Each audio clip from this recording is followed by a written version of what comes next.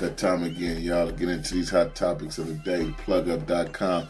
Y'all go log up. Before we get into it, we about to drop this new hot thing by that boy King Pharaoh Jackson, both to Guatemala. Get you some. Take a boat to Guatemala. Taking a trip to Guatemala. Dice abrir mañana. Moving the blanco, mucho dinero, Guatemala. Got kids, gotta get that dope. Go get work, got a plan, got a boat. No more planes, make plays by the coast. Moving major way straight through the ocean. Yeah, your bad girl do the most. No more wait and make moves, get close. DEA trying to track my motion. Money plays to the bus. Yeah, that. Here we go, man. We get into these hot topics of the day, man. I had to come back. The people was just asking for it. We had to get on these goddamn partners, man. This boy, Lump, man. Shout out to Lump for partnering, man. He partnered Harry O. Shout out to Lump for partnering Harry O. That's the biggest partner of the partners, you know what I'm saying? And he fucked with that boy Joe Exotic in the ass. That hella funny. But, you know, that was the biggest expectation of everything. Everybody expected Homeboy to do it, but he didn't let Kodak Black and Lil Wayne ugly dog asses out. Let them go. That's crazy. Even though Kodak Black ugly ass, they holding him back for that little sweet shit he done did in touch with the little girl. I don't know what, I ain't gonna judge him though. Let me take that back. I was being a little funny and getting a little letting my mind get ahead of my thoughts. You feel me? He is funny looking like a mother. He look like Florida Evans. But yeah. But man, they didn't part Lil Wayne, Lil Glass. He need to go sit down for 10 years and reserve his life back because he looked fucked up, running around off the drugs and shit, little space monster looking ass. They didn't reserve it. They didn't give him. I don't wish nobody jail but this stupid fucker. Like, how the fuck you on a plane playing with a gun and they call the police on you and it's my gun? Like, all these people, like, you square, man, this is the second time you got took for a gun.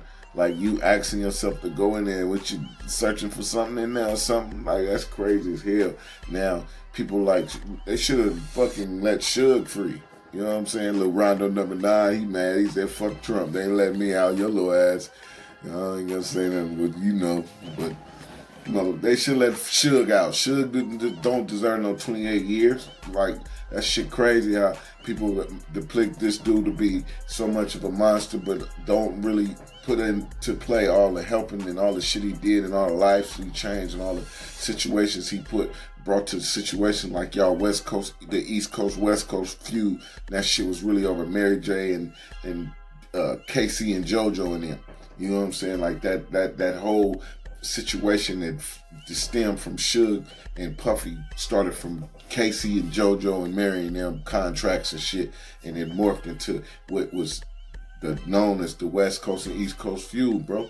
And it was him, Captain, saving somebody, coming in, stepping in, saving somebody. Everything that we know really him for is from him stepping in, doing something for somebody, but it's all of a sudden flipped around because he's a big, and don't get me wrong, he was an instigating dude.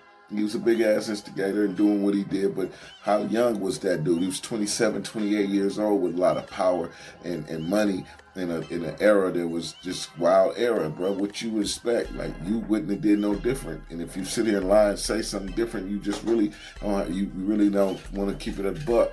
But at the end of the day, I think his legacy is beyond what people see on the outside. Is great to be at that age that he was at, bro.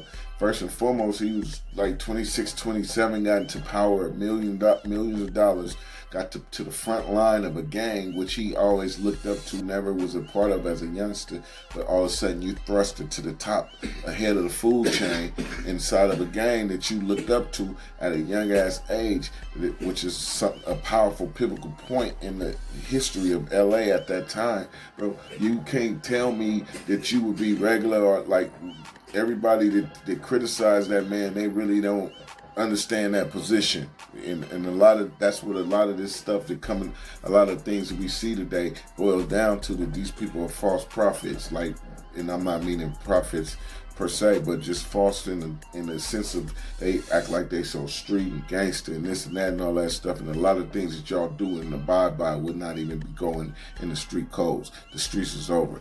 Let me let y'all know that.